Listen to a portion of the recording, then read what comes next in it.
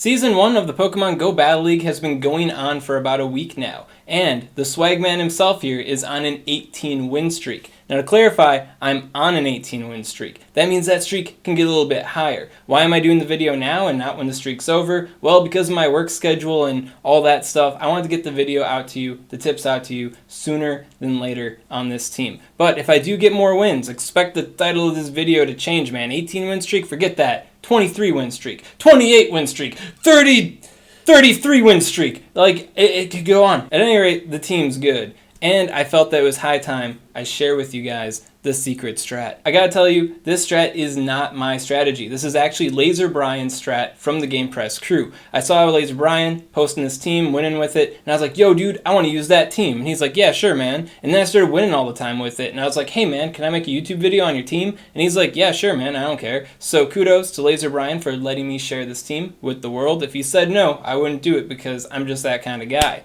At any rate, the secret team. Secret team here is Lapras, Flygon, and Azumarill. Azumarill? Is this supposed to be some secret spicy team with Azumarill? Now I know Azumarill's not a secret spicy pick. Everybody knows about Azumarill, but I'm here to win, man. I'm not here to play games, right? But Lapras and Flygon, that's pretty interesting. Those are two Pokemon I've never really talked about for Great League PvP before. I've always been like, they're okay, but they're not that great. Maybe in a specific situation they could be good. But this here is a specific situation where they're good. So what's going on with this team here? Two principles. Principle 1 is knowledge gapping. The Lapras here isn't the standard Ice Shard, Ice Beam Surf Lapras. It is an Ice Shard Skull Bash Surf Lapras. And because of that Skull Bash, I can flip tons of matchups that Lapras would presumably lose, such as Azumarill. I can't tell you the number of Azumarills that I have Skull Bashed, and if you Skull Bash the Azumarill, they won't shield it, mind you. They never shield the Skull Bash. You will win that matchup. Even if it's Play Rough Azumarill, they can't tolerate you anymore. And once you flip that matchup, their Azumarill is out of the picture, your Flygon doesn't have to worry about Azumarill, and your Azumarill, which is an Ice Beam Hydro Pump Azumarill, doesn't have to worry about Play Rough Azumarills. So really good right there. Then when it comes to the Flygon, Flygon's also a bit of a knowledge gap because a lot of people aren't used to seeing it. They know that it does dragon stuff and earth type stuff, but they don't know how to measure its damage. They don't know what they can handle. So you might get some shields from Altaria, for example, that are afraid of the Dragon Claw. A Altaria shouldn't have to shield your Dragon Claws a whole bunch. They should just be able to sweep that matchup, but they might because they just don't know how much Dragon Claw is going to do to them. So it's that kind of idea. As far as the second charge move goes, Earth Power is the better attack. Personally, I'm using Earthquake. I don't have a Great League Earth Power Flygon, unfortunately, but Earthquake one is working just as well. But the Earth Power one is a lot more consistent against Azumarills, should you run into them, and Registeels, should you'll run into Registeels. Me, I have to pray for the Dragon Claw bait. That's where I'm at with Registeel. The next thing going on with this team is that it's functioning off of a rock, scissors, rock type strategy. To illustrate using my Great League simplified graphic, if you don't know what this is all about, I highly recommend checking out my Great League 101 video. The rock, right? This whole triangle, think of it as a rock here. Lapras beats everything in the triangle. It beats the other water types, it beats the flying types, and because it has Ice Shard, more often than not, it can overcome the grass type Pokemon. So what's the paper that covers our rock? Well, you have fighting type Pokemon, not the ground type ones, but the fighting type Pokemon and steel type Pokemon. So what are the scissors to cut this paper with? Well, in terms of the steel type Pokemon, we have Flygon. And when it comes to the fighting type Pokemon, Flygon works, Azumarill works a little bit better. So riffing off of that, in a typical gameplay situation, your rock is beating their rock, your scissors is cutting their paper, and then what's left in the end game but their scissors versus your rock. Now, not every single matchup is exactly that clean and comfortable, but the base idea remains. You get rid of the rocks that your Azumarill can't handle, you get rid of the paper that your Azumarill might not be able to handle, and you're just left with victory. Now, of course, you guys want to see this team in action. You want to validate that what the Swagman is telling you is true, right? So, up ahead, I have some matchups. Not all 18 of them, because obviously that'd take freaking forever to show you guys, but I did handpick about 7 of them for you. Just to keep things nice, consistent, some good variety hour, and no poo-poo. We all know what I'm talking about when I talk about the poo-poo. So we have my first opponent here, and that is GlitchxCity. I hope that's right. and I'm leading with my Lapras against a Venusaur. So players that don't know that Ice Shard Lapras can defeat a Venusaur relatively easily don't know that Ice Shard Lapras can defeat Venusaur. So this guy's staying in, rolling with the punches here. I'm throwing a Surf at him to bring him on down. He blocks it because he probably feels the pressure of the Ice Shard, but doesn't want to take that extra Surf damage. That might take him out. So we got Surf number 2 here, and I just let it ride, knowing that he probably isn't going to shield it, and I want to get those extra fast moves in so I can get some energy, so I can throw a Surf immediately at the next Pokemon in, which is exactly what I did here. He smacks me with the Bone Club, unfortunately doesn't KO me fast enough, but I bring in the Azumarill. I don't know what little Marowak thinks it has on my Azumarill. Probably thinks it can KO me with a Shadow Ball, but it's not even half health, man. And I've got a whole dang Hydro Pump to throw at him. And finally, we have the Bastiodon. So I bring in Flygon. Got the Earthquake of Doom there. Now to clarify, Earth Power is better for this particular set than Earthquake is, but I don't have an Earth Power Flygon. So Earthquake is what I have to work with here, and does the job well enough. But Earth Power definitely would be doing the job a little bit better because it is a little bit faster than the Earthquake. Then we got my next opponent, Hash Sketchums. He's got a Toxicroak here. Toxicroak is not good for the Lapras, so I bring in the Flygon and I just start going ham with the Dragon Claws because I want this Toxicroak out of here. Overall, I'd say Toxicroak is probably one of the bigger threats to my team because Azumarill really doesn't want to deal with it because of the Sludge Bomb, and then Lapras obviously can't tolerate it because of the counter damage. So Flygon is the only thing that stands between me and defeat when it comes to this fight, and no Earth Power definitely hurts. Fortunately, my opponent swaps out and swaps into the Lapras, so I'm able to swap out, bring in my Lapras, and now we got a Lapras v Lapras matchup. And does his Lapras have a Skull Bash? No, I don't think it does. Does mine have a Skull Bash? Yes. Yes, it does. So in comes the Skull Bash, maintaining that Lapras supremacy, giving me a defense boost as well, helping me overcome other matchups in this fight. And if I recall correctly, in this fight, I kind of go ham from here with Lapras. Like, Lapras is like, I got the boost, I got my Ice Shard, I'm gonna go crazy now. So we take out that Lapras, he brings in the Toxicroak, I get to the Surf. Actually, looks like my opponent might have some lag going on right there. I'm the lag bully, I guess. Why didn't Toxicroak attack me? I don't know. But in comes Skarmory. I'll take these wins. I'll take these wins. In comes Skarmory. Hit it with the Surf. Water type damage, very good neutral damage. And then either of my Pokemon are suitable for clearing out this fight. Of course, a full HP Azumarill here is going to help things out a little bit better. Bring in the Ice Beam to close out the battle.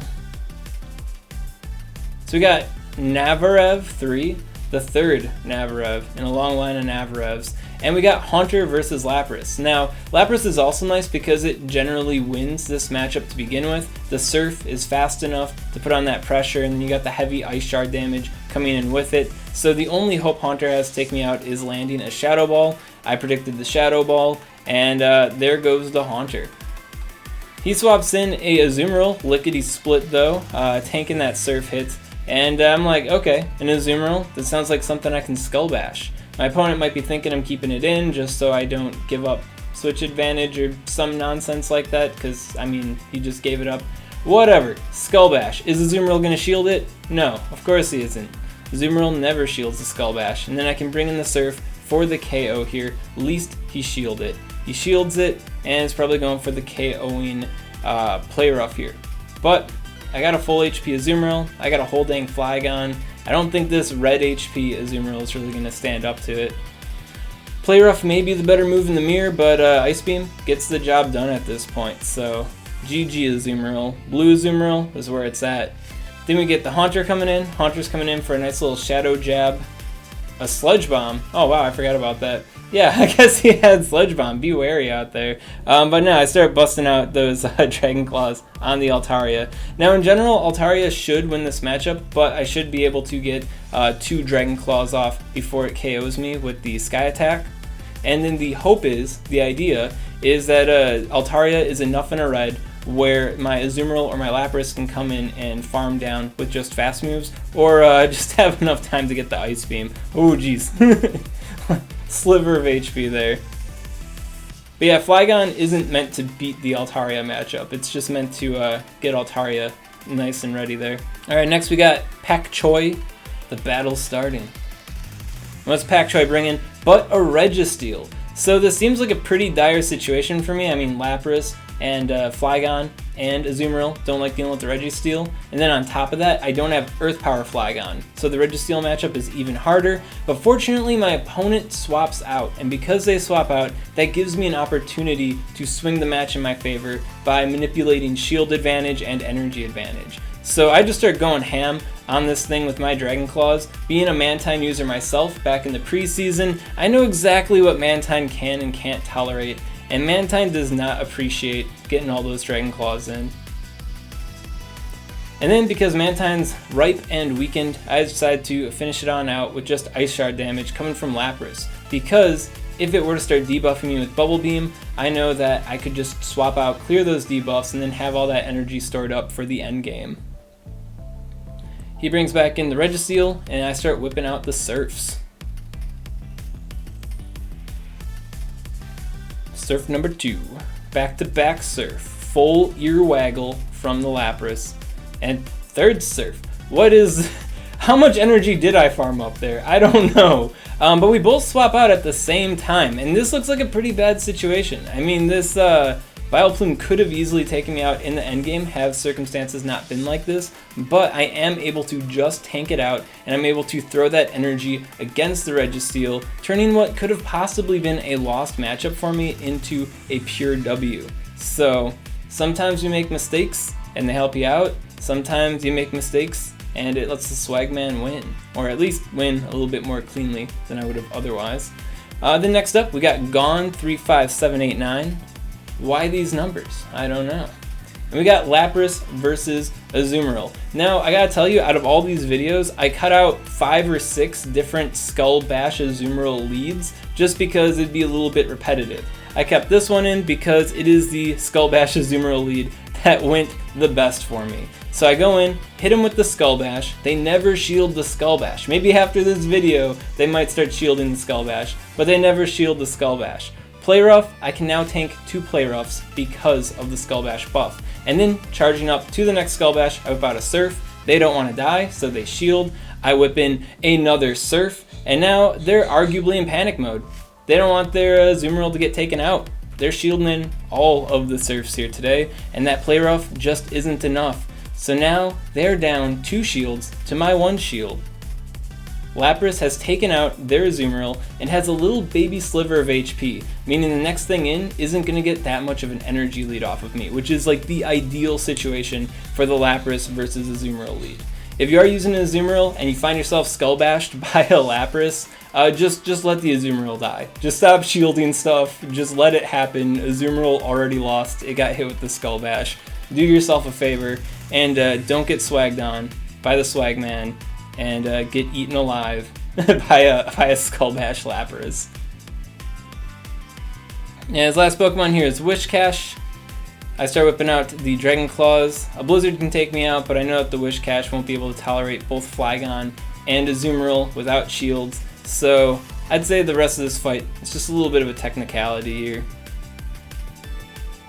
Brings in the Blizzard, I bring in the pre-charged Ice Beam Azumarill, and that's a wrap. But yeah, 6 fights of my 18.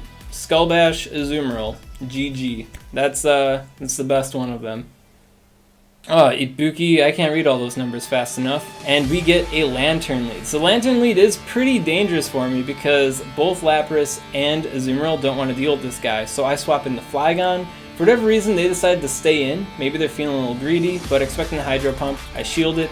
I drop the Dragon Claw, hoping to bait a shield here for my opponent. I do get the shield for my opponent, and I immediately go into the Earthquake, which is also part of the knowledge gap here. they might have been thinking, hey, this guy can't possibly have a Dragon Claw and an Earthquake, or an Earthquake charged that quickly after a Dragon Claw. And guess what, man? I did. So now his Altaria is locked in against my Lapras. And I know that he has that Lantern in the back, but because he's at such a disadvantage here, because of how quickly his Mawile died, it's going to be a pretty tough hill for this Lantern to climb to take me out. Man, I remember at this moment, I was like, this is it. This is the end of my streak. This is where it all ends, because I don't have player up on my Azumarill, but Hydro Pump does wallop. Even with resistance, it's pretty heavy there. Oh gosh, does this Thunderbolt KO? Oh, it doesn't. That's like arguably even worse because he's Spark, which is like, you know, now you can farm me up for extra energy to just destroy my Lapras. Fortunately, Ice Beam gets the job done. Lapras comes in, Lapras has Pre-Charge Surf, beats the Altaria with an Ice Shard, helping out. Then, for my last fight here, we have the 18th fight of my currently running 18 win streak. Once again, I may have a higher streak than 18, so check the title of this video, see if it's been updated. But yeah, they lead in with Clefable. Now, Charm users are yet another huge counter to this strat because Charm users beat Lapras, Charm users beat Azumarill, and obviously Charm users beat Flygon. So this is not a good situation for me to be in here. I'm throwing Surfs, hoping I can get this thing to actually take a charge move damage. Maybe they want to preserve their shields. They don't. They know the name of the game here, and that's just to keep hammering home with that charm damage. Don't let your Charm user take any charge move damage and just eat them alive. So not a good situation. Now I'm down shields, but I'm figuring I could probably fast move this guy home, and I do. So I'm kind of down for the count here a little bit. I shouldn't have fast swapped there, but I didn't know what was coming in. I figured it'd be a counter to my Azumarill, so I quickly brought in the Flygon, and then I whip out the Earthquake, knowing that Earthquake can probably get the KO in. Earth Power probably would have gotten the KO in too. And fortunately for me, the end game here is my farmed up Azumarill versus their Altaria. So thank goodness they had an Altaria in the back and not like a Meganium or something scary, allowing me to get this win in. One of these days Ice Beam will launch. There we go. And yeah, there goes the battle. My 18th win in my 18 win streak. Still rolling, by the way, so maybe by the time this video gets posted, it'll be a little bit higher. And then, to top it off, we get the shiny Giratina altered form. Like, like not only am I exalted with the 18 win streak, but shiny Giratina is there to be my best buddy. And I think I catch it in 2 balls here. Like, why would I leave this clip on if I didn't catch it in 2 balls? Got 1 shake, 2 shake, 3 shake, 2 balls in. Shiny Giratina altered form for the Swagman. So, yeah. Oh yeah, we gotta show it off. Rank 8 now. And we gotta see it. There it is. 18 win streak. Is it higher? Check the title. So there you have it, guys. Ryan Swag's secret team. The secret to the strat, more than anything else, is those Azumarills not expecting, or at the very least not knowing about, the Skull Bash. And Skull Bash definitely puts in some work with the Lapras there. If you got any questions on this content, comment below. Let me know what's up, and I'll be happy to help you out. And if you enjoyed this video, you want to see more like it, well, make sure to subscribe to SwagTips. And let me know in the comments section, what is your longest streak right now? What is the secret spice that you're bringing to the Go Battle League? SwagTips. I'd also like to give a special shout out to these Patreon supporters. If you aren't aware, Swagman has a Patreon. If you'd like to help support the Swagman, check it out. 33 win streak! Like, it could go on. It could go on. And, but then eventually that will fail, probably. And that's where it'll stay.